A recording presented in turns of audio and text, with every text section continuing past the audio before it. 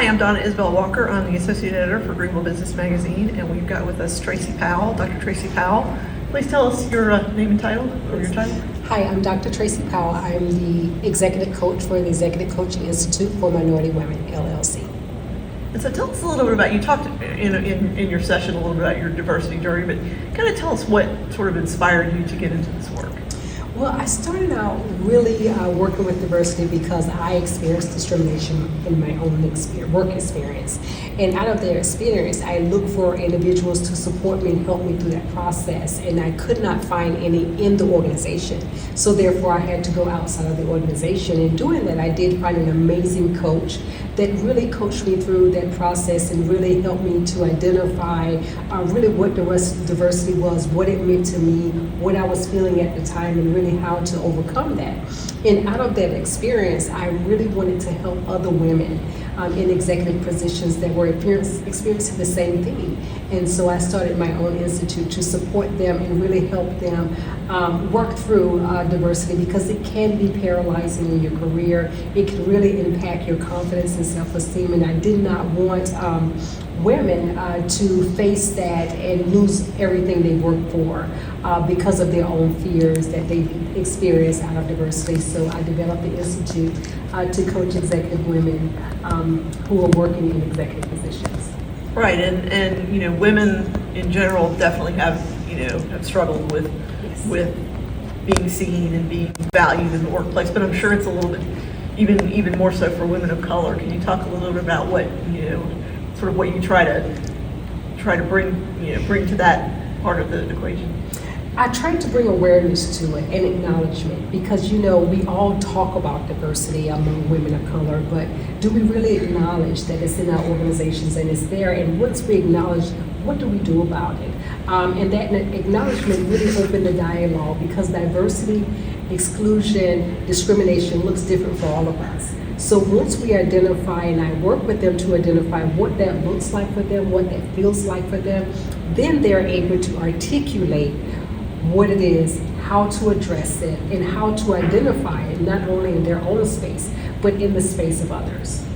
Right, and one thing I thought that was interesting that you said in your address out there was talking about how diversity is kind of the opposite of a cookie cutter approach, because you definitely, if you have everybody has the same opinion on everything, then what's the point of having that many people in there?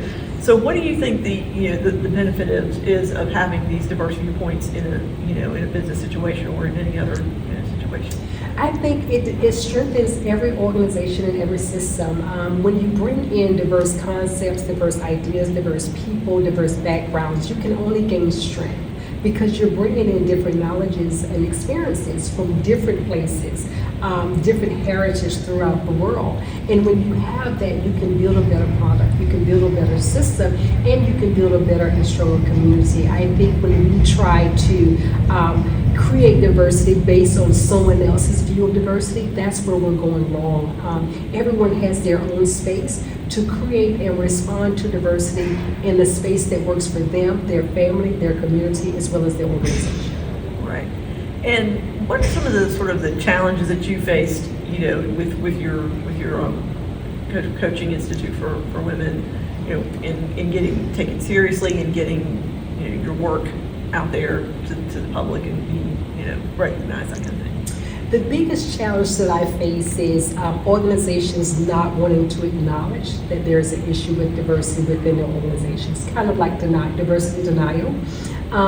You see it, they know it's there, but just acknowledging it means that there is a problem, quote unquote. And there's really not a problem, it's an opportunity. So just getting beyond that first barrier and opening that door to say, this is an opportunity for growth, this is an opportunity for equity and inclusion, and this is an opportunity for you as an individual to feel better about yourself and what you're bringing to your organization as well as your customers. Right, and another thing I thought that was interesting that you talked about was sort of age. People, younger people have stereotypical viewpoints about older people the same way, and people how they dress or whatever. I mean, how do you sort of navigate all that, in bringing diversity to the table, helping people see everybody as valued, whatever, regardless of age or how they look or whatever? You start that through open dialogue. We have to have these open discussions about, the things that's obvious. Acknowledge there are age differences in our organization, but also acknowledge that those differences and those experiences strengthen the organization. Give everyone an opportunity and a place at the table to share what they bring to the table and how they can help the organization. And then both spectrums, our older community as well as our younger community, will see that they match and they complement each other when they're working together with their viewpoints as well as with their experiences through the workplace.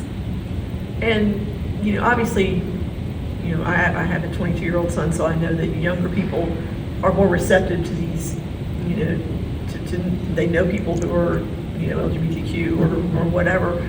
What do you think that is going to look like in the next generation for diversity as these kids who've grown up with a lot more open viewpoints about things? How is that going to change our culture? I think it's going to benefit our culture a great lot because this community is more accepting. They're more willing to engage and have open dialogue. They're less likely to discriminate or look down upon someone. So I think that as those generations begin to come into the workforce and take on leadership positions, yes, there will still be diversity. Yes, there will still be opportunities to increase equity and inclusion, but I don't think that it will be at the level that we've seen it in the past generations. I think it will be a much better place because their viewpoints are totally different and they're more accepting. So if you could wave a magic wand and change one thing about our culture related to diversity, equity, inclusion, what would that be? Is there anything that you can? If I could, I think I would change our perception, not only of others, but ourselves. That's why I started today with, if you're happy and you know it, clap your hand. Because I think that we have to all go back to that place in our lives where we were less judgmental and we were more inclusive and more inviting of people that look different from us and people that's views were different. So if I could wave that wand throughout the world, I would definitely wave it in a place where our perceptions of what they were when we were in the first grade of our elementary school or 4K, when we were open and loving to our friends of different colors and backgrounds and races because they were kind to us and because we loved them for who they were. All right. Well, thank you, Dr. Powell. This has been Dr. Tracy Powell. And tell me again your organization's, I don't want to get it wrong. Executive Coaching Institute for Minority Women. Thank you so much. Thank you for taking the time to talk to us.